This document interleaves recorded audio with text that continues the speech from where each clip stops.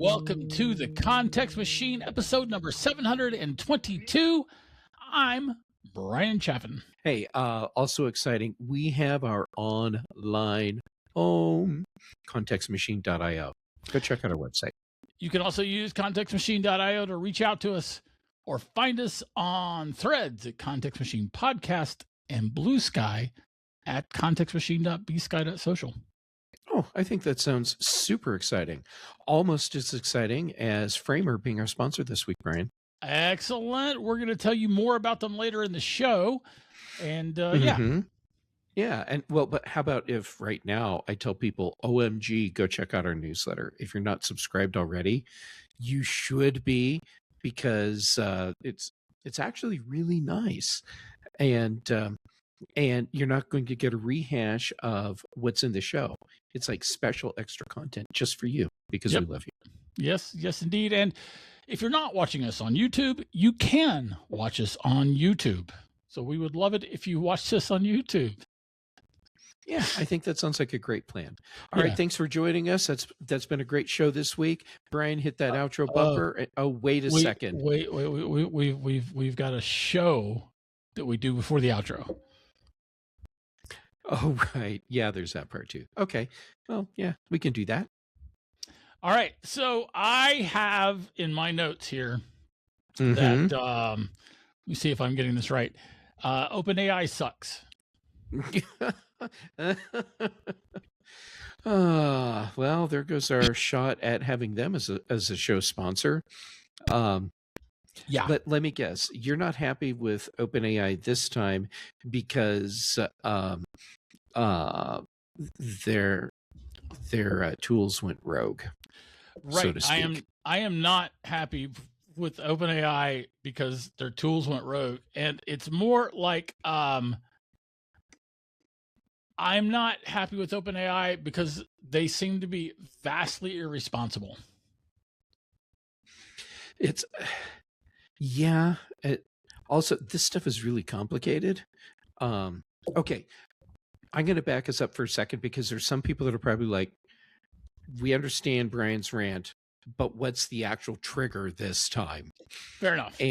And this time, it's that OpenAI was doing some sandbox testing on some of their really advanced AI models.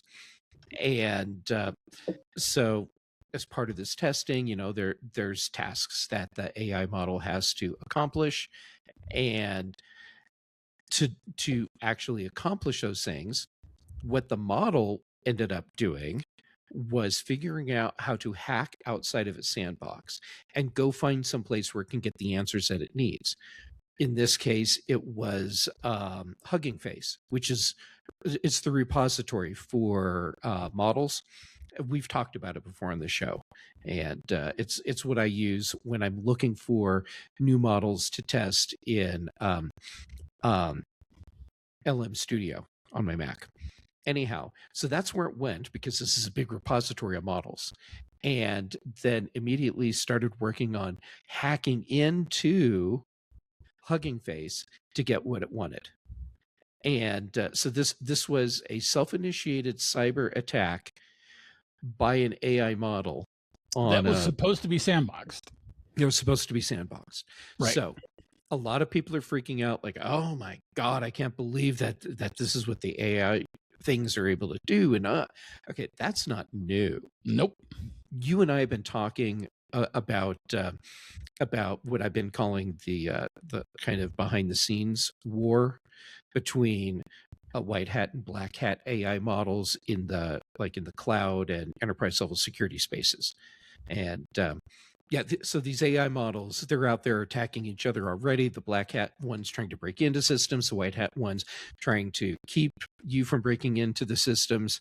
So that's not new. And freaking out over ChatGPT and OpenAI for that part of it, it's a thing that these systems can do. The thing that I see as the big fail here is that ChatGPT, OpenAI, they apparently don't know how to adequately create a sandbox environment to contain their models. Yeah. And that's the big security fail here. I I feel like, I mean, so okay, so many thoughts. One, what sci-fi books have been telling us for decades is that this sort of thing will be common. It's only a matter of time. Mm-hmm. I feel like this particular example is an excellent example. Sorry to repeat myself, but is an excellent example of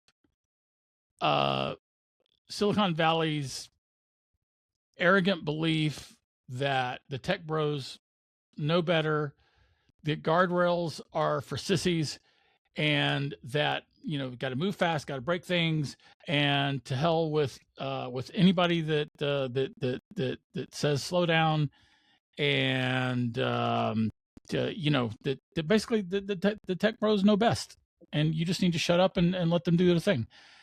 And that pervasive attitude that has been such a hallmark of Silicon Valley, I don't know, like it's only really been about 10 or 15 years, right? It's,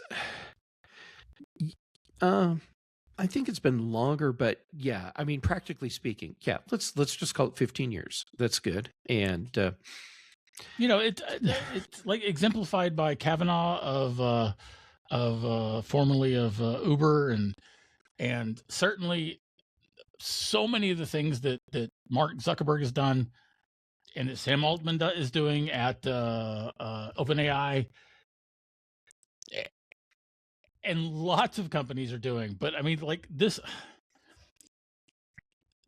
is going to be an ongoing, pervasive issue, and things are going to become more chaotic.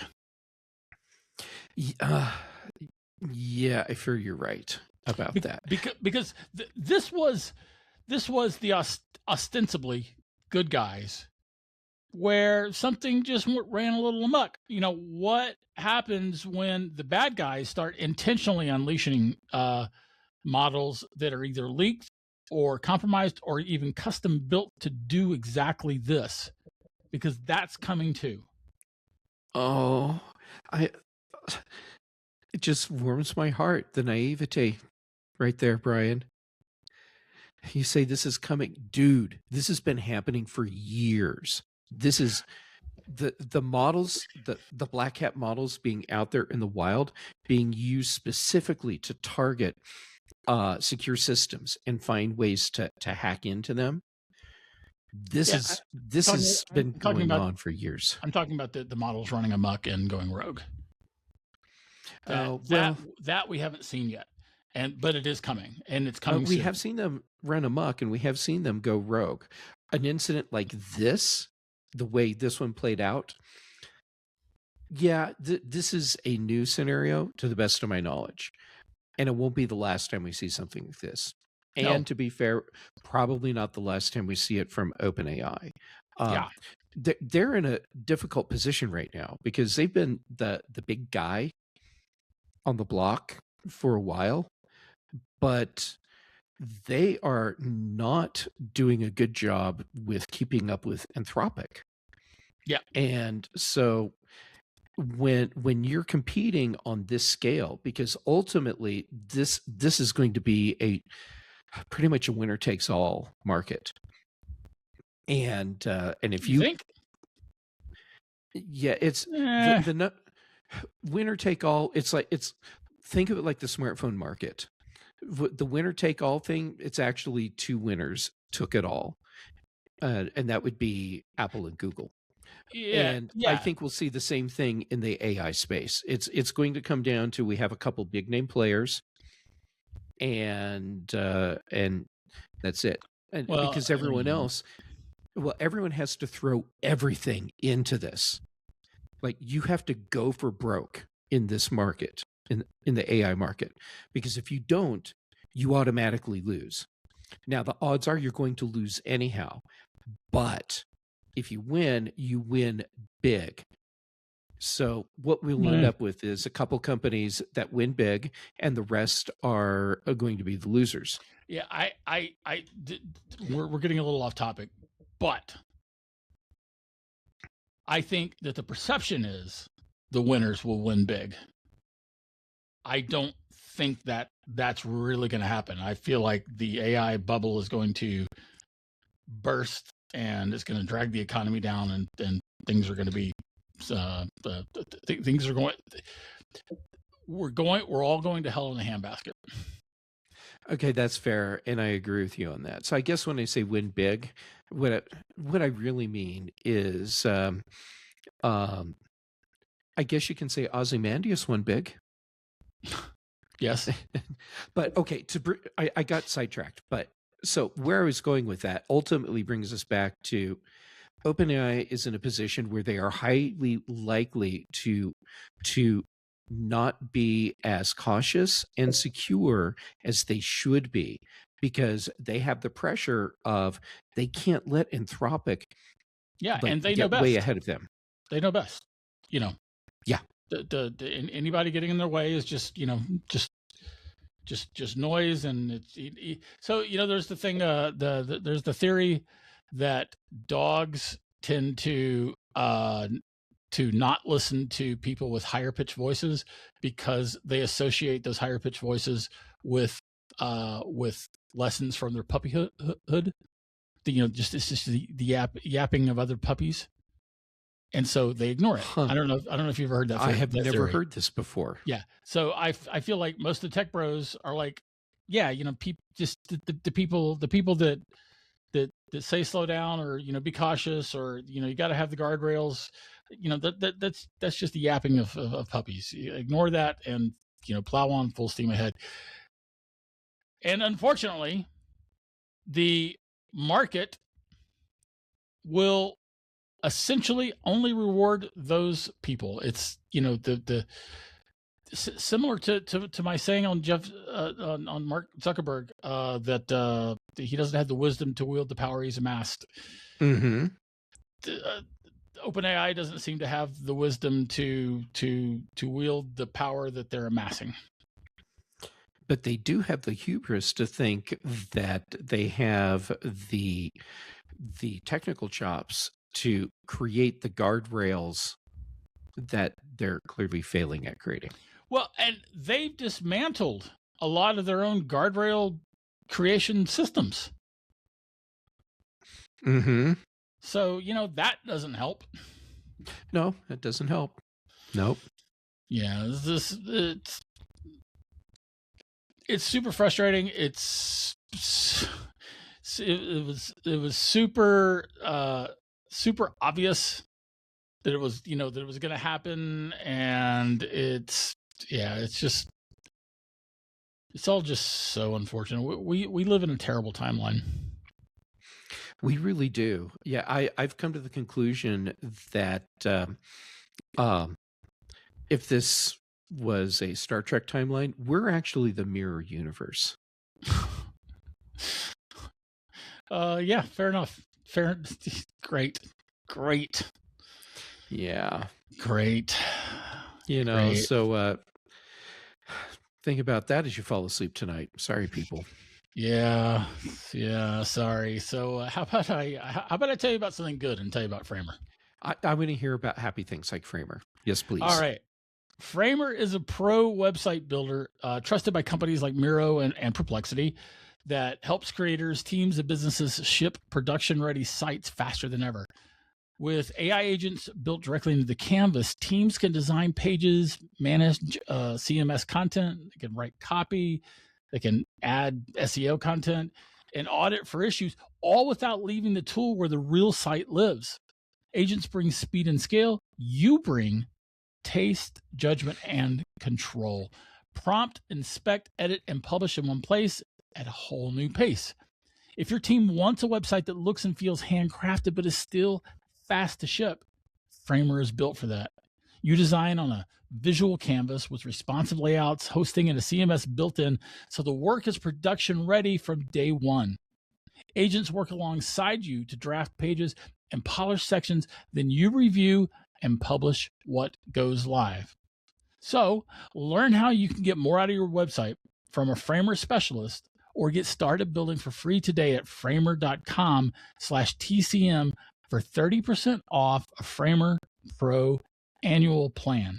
That's framer.com/TCM for 30% off. One more time, framer.com/TCM.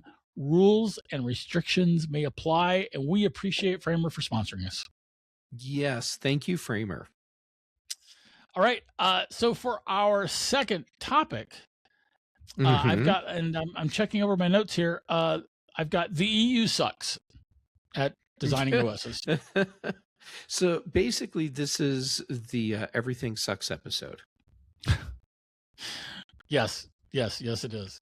All right. So anyway, we have complicated feelings about the EU, because the EU is much better than American regulators in protecting consumer privacy, right? I think we both agree on that.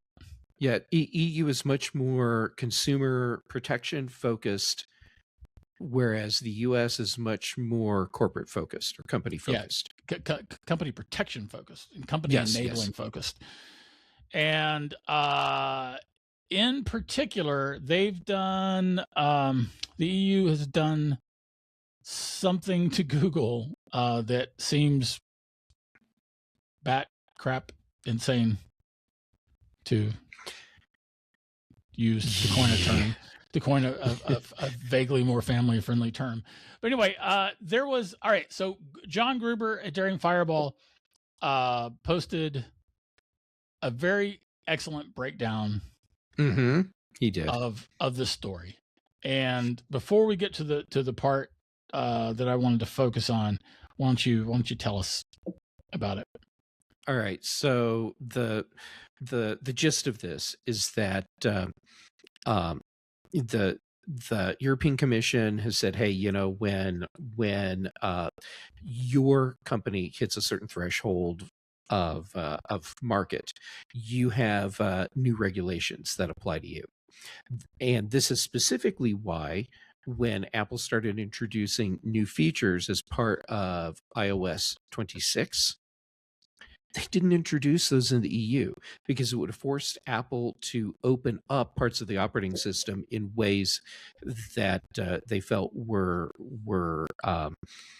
not good for users, and also increase security and privacy risks. And so that's why you can do more with your iPhone in the United States than you can in the EU. All right. So Google, they decided that even though these regulations are in place, that they would go ahead and include their Gemini AI model in Android. And so the EU has ruled that, well, since you've done that, now you have to give the same level of access to every other AI platform. So that means that that if someone wants to use, say, OpenAI or ChatGPT, then ChatGPT would have system level access, the ability to use all the hardware elements in whatever way it wants. That means your camera, your microphone, your GPS, all of that, and then to be able to control whatever it wants in any way that company deems appropriate or worthwhile to them. That this third-party company deems appropriate. This third party, yes. Also, it means that Google has to share all kinds of information back with these companies about search and other activities that the Android users are engaging in. Now, the idea is, well, when you're sharing that, it doesn't have user identifiable information in it. But the reality is that there's a lot you can glean about individuals based on search activities. And it's pretty easy to build profiles about individual users, even if you don't know that person's name. And then ultimately, maybe you could just based on the search histories.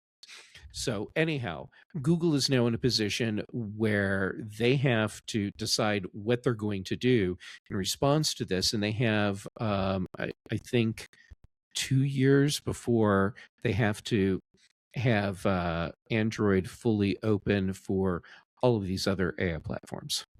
Right. So the main issue here is that the EU has decided that third party companies need to have access to your device in ways that the OS manufacturer has, regardless of that third party company's wisdom or the controls that they might have on being responsible with that power. Yeah, it's the Spider-Man principle. With great power comes great responsibility, and there's no guarantee that these companies will exercise the responsibility that goes along with that power. Right. And the thing that I wanted to hone in on about John Gruber's piece is this line. See here, the European Commission obviously thinks it is their place to design operating systems, and I think that's the heart of the matter, because this goes back to the EU making Apple stop doing the dock, The Lightning connector. and the Lightning connector, right? Well, I mean, yes, they are dictating how you design products and operating systems. And, I'm Yes. going to run with what you just laid out there, because I have issues with this. Now, granted, I appreciate the concept behind this, which is the intent. Yeah, the intent is there should be no company that has so much control over the products and services that you use that you have simply no other choice but to use their thing. And now you're locked into whatever it is, even though that's not what you really want. Okay. I think that's a noble goal. Mm-hmm. The problem is, from my US centric perspective here, is that the European Commission is ultimately doing things that stifle innovation. So when the whole USB-C as a standard connector became a thing, I appreciate that ultimately it means I don't need to have other connectors to, it's all the same. I can use whatever cable. The problem is that there's now no incentive for any company to develop something that improves upon that concept, because now they have the gamble of how much money and time and resources do we invest in coming up with a very amazing, powerful, more useful connector, when we have to risk that the EU will say, no, we're not going to approve that as the new standard. So Right. why, as a company, would you invest the resources in Right. coming up with that thing? And especially if now you're like, well, I can use the cool connector everywhere except in the EU. But there's all these other countries that are saying, well, okay, we'll do what the EU did. All right, now we're seeing the same thing with the operating system. And this is why Apple's not playing that game and not giving EU residents all the features of their operating system, because Right. they don't want to be locked in to a system that dictates how they create their operating systems or what level of security and privacy users can actually have on their devices.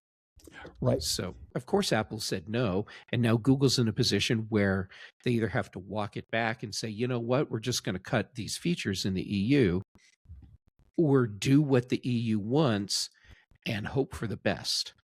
Yeah, I mean, because The issue is, do you want to give Meta unfettered access to your microphone?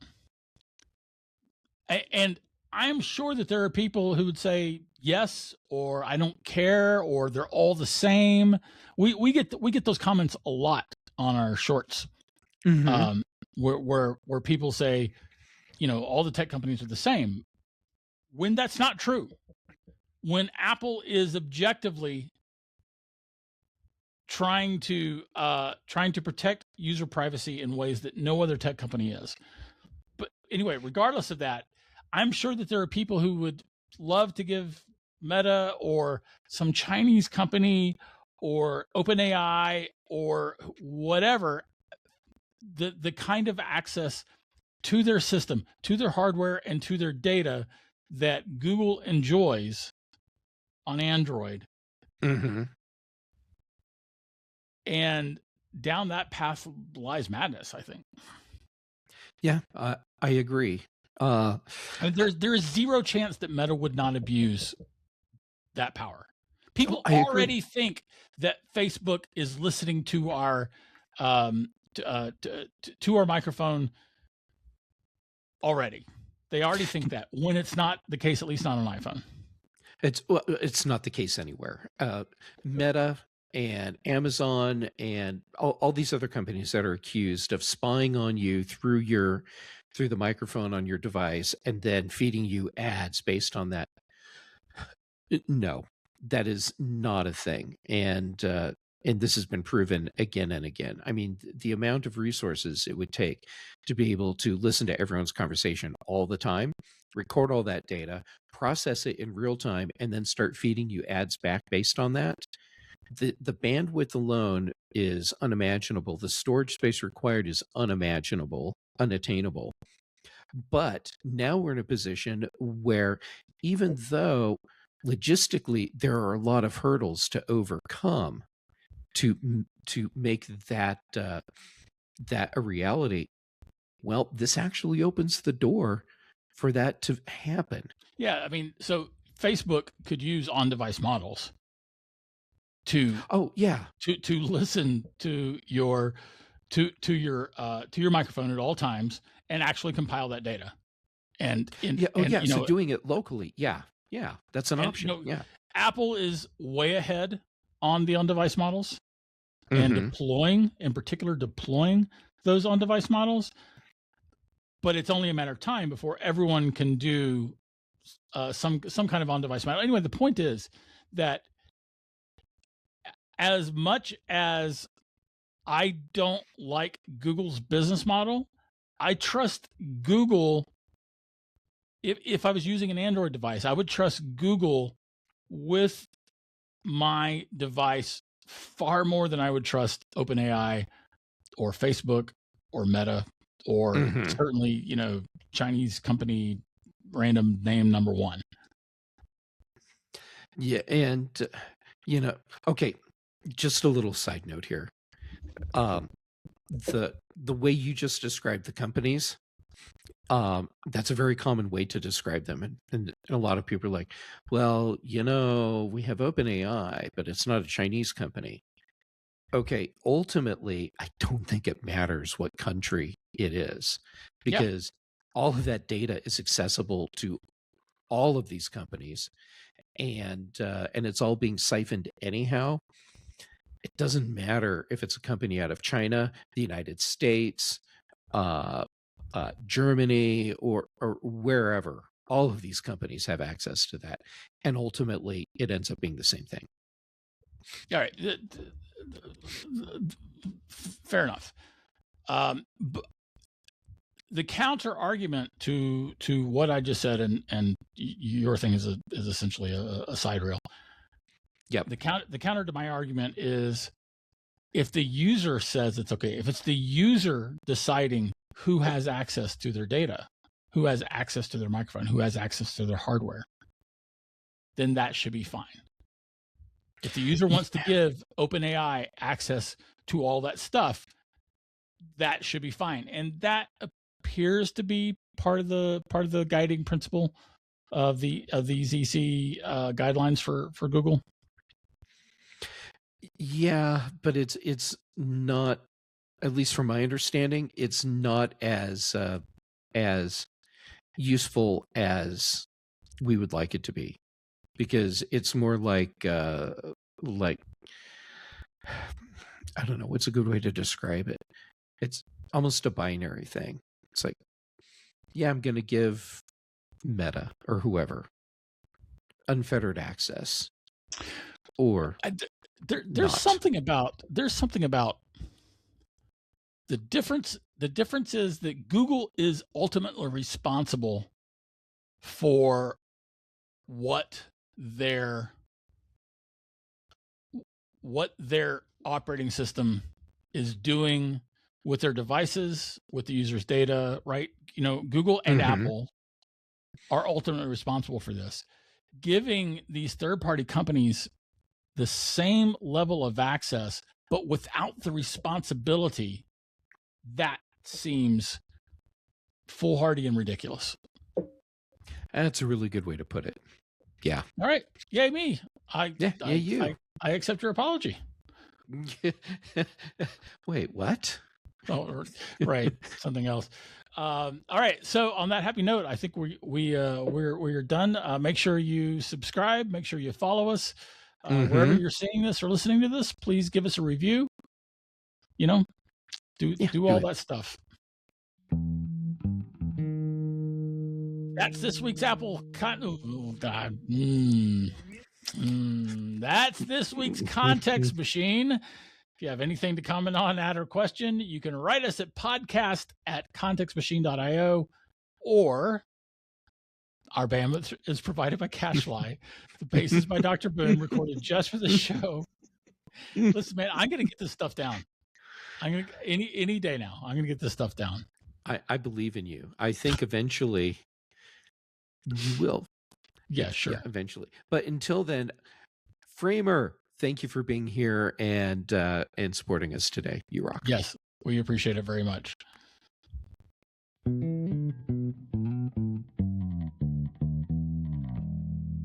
We should get you a t-shirt that has a show name on it so you know what we do here. That's a good idea.